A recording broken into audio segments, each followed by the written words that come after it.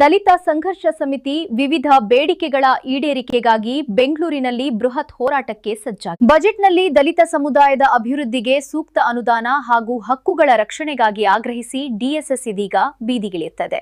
ಸಾಗರದ ಪತ್ರಕರ್ತರ ಭವನದಲ್ಲಿ ನಡೆದ ಸುದ್ದಿಗೋಷ್ಠಿಯಲ್ಲಿ ಮಾತನಾಡಿದ ಡಿಎಸ್ಎಸ್ ತಾಲೂಕು ಸಂಚಾಲಕ ನಾಗರಾಜ್ ಅವರು ಮಾರ್ಚ್ 11ರ ಪ್ರತಿಭಟನೆಯ ಸಿದ್ಧತೆಗಳ ಬಗ್ಗೆ ಮಾಹಿತಿ ಹಂಚಿಕೊಂಡರು. ರಾಜ್ಯ ಸಂಚಾಲಕ ಎಂ ಗುರುಮೂರ್ತಿ ಅವರ ನೇತೃತ್ವದಲ್ಲಿ ನಡೆಯಲಿರುವ ಈ ಪ್ರತಿಭಟನೆಯಲ್ಲಿ ಸಾಗರ ತಾಲೂಕಿನಿಂದಲೇ 200ಕ್ಕೂ ಹೆಚ್ಚು ಕಾರ್ಯಕರ್ತರು ಬೆಂಗಳೂರಿಗೆ ಪ್ರಯಾಣಿಸಲಿದ್ದಾರೆ ಎಂದು ನಾಗರಾಜ್ ಮಾಹಿತಿ ನೀಡಿದರು. 2026 ಮತ್ತು 27ನೇ ಬಜೆಟ್ಗೆ ಒತ್ತಾಯ ಮಾಡಿ ನಾವು ಬೆಂಗಳೂರಿನಲ್ಲಿ ಮಾರ್ಚ್ 11ನೇ ತಾರೀಕು ಫ್ರೀಡಂ ಪಾರ್ಕ್ ಅಲ್ಲಿ ಒಂದು ರಾಜ್ಯ ಮಟ್ಟದ ಪ್ರತಿಭಟನೆಯನ್ನು ಹಮ್ಮಿಕೊಂಡಿದ್ದೀವಿ.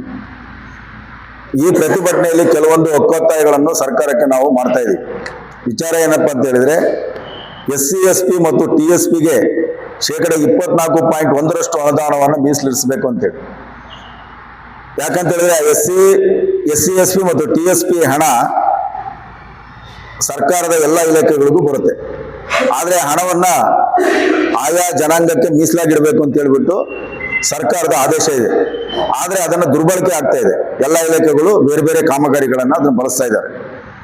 ಅದೇ ರೀತಿ ಹಣ ದುರ್ಬಳಕೆ ತಡೆಯಲು ಕಾಯ್ದೆ ಸೆಕ್ಷನ್ 7C ಅನ್ನು ರದ್ದುಪಡಿಸಬೇಕು ಅಂತೇಳಿ. ಯಾಕಂದ್ರೆ 7C ಕಾಯ್ದೆ ಏನಿದೆ ಅವರು ಬೇರೆ ಬೇರೆಗೆ ಬಳಕೆ ಮಾಡ್ಲಿಕ್ಕೆ ಅನುಕೂಲ ಮಾಡಿಕೊಡ್ತಾ ಇದೆ. ಅದನ್ನು ರದ್ದುಪಡಿಸಬೇಕು ಅಂತೇಳಿ. ಮತ್ತೆ ಗ್ಯಾರಂಟಿಗೆ ವರ್ಗಾಯಿಸಿದ 25,000 ಕೋಟಿ ರೂಪಾಯಿ ಹಣನ ಸರ್ಕಾರ ವಾಪಸ್ ಕೊಡ್ಬೇಕು. ಇದು SC ST ಫಲಾನುಭವಿಗಳಿಗೆ ಸಿಗಬೇಕು ಅಂತ ಹೇಳ್ಬಿಟ್ಟು ಒತ್ತಾಯ ಮಾಡ್ತಾ ಇದೆ. ಹಾಗೆಯೇ ದಾಸಂಸ ಸಂಸ್ಥಾಪಕ ಪ್ರೊಫೆಸರ್ ಕೃಷ್ಣಪ್ಪನವರಿಗೆ ಕರ್ನಾಟಕ ರತ್ನ ಪ್ರಶಸ್ತಿಯನ್ನ ಘೋಷಣೆ ಮಾಡಬೇಕು. ಹಾಗೆಯೇ ಅವರ ಒಂದು ಜೂನ್ 9ನೇ ತಾರೀಕು ಹುಟ್ಟಿರ್ತಕ್ಕಂಥ ದಿನ, ಅದನ್ನ ರಜಾರಹಿತ ದಿನವನ್ನಾಗಿ ಒಂದು ಜಯಂತಿಯಾಗಿ ಆಚರಣೆ ಮಾಡಬೇಕು ಅಂತೇಳಿ ಈ ಸಂದರ್ಭದಲ್ಲಿ ಒತ್ತಾಯ ಮಾಡ್ತೇವೆ. ಅದೇ ರೀತಿ ಕೆಲವೊಂದು ನಾವು ಬೇಡಿಕೆಗಳನ್ನ ನಾವು ಒತ್ತಾಯ ಮಾಡಿದ್ದೀವಿ. ಅದರ ವಿವರಗಳು ಈ ತರ ಇದೆ.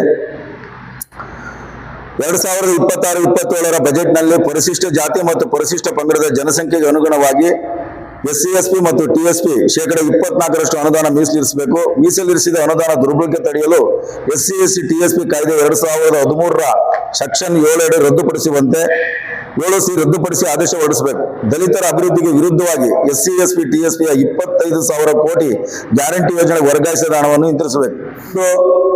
ಪ್ರತಿಭಟನೆಗೆ ನಮ್ಮ ರಾಜ್ಯಾದ್ಯಂತ 31 ಜಿಲ್ಲೆಗಳಿಂದನೂ ಕಾರ್ಯಕರ್ತರು ಬರ್ತಾ ಇದ್ದಾರೆ. ಇದೊಂದು ದೊಡ್ಡ ಪ್ರತಿಭಟನೆ.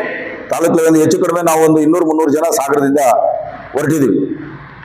ಈಗ ಅನೇಕ ಬೇಡಿಕೆಗಳನ್ನು ಇಟ್ಟಿದ್ದೀವಿ. ಯಾಕಂದ್ರೆ ಇದಕ್ಕಿಂತ ಮೊದಲೇನೆ ನಾವು ಸರ್ಕಾರದ ಕೆಲವು ಸಚಿವರನ್ನ ಭೇಟಿ ಮಾಡಿ ಮನವಿಯನ್ನ ಸಲ್ಲಿಸಿದ್ದೀವಿ. ಅದೇ ರೀತಿ ಈ ನಮ್ಮ ರಾಜ್ಯ ಸಂಚಾಲಕರಾದ ಎಂ ಗುರುಮೂರ್ತಿ ಅವರ ನೇತೃತ್ವದಲ್ಲಿ ಇದೊಂದು ಪ್ರತಿಭಟನೆ ನಡೀತಾ ಇದೆ. ಈ ಪ್ರತಿಭಟನೆಯ ಉದ್ದೇಶ ಈ ಸರ್ಕಾರದ ಕೆಲವೊಂದು ಲೋಪದೋಷಗಳನ್ನ ಎತ್ತಿ ಹಿಡಿದು ಅದನ್ನ ನಮ್ಮ ಇಡೀ ಒಂದು ಜನಾಂಗಕ್ಕೆ ಅದು ಮನವರಿಕೆ ಆಗಬೇಕು.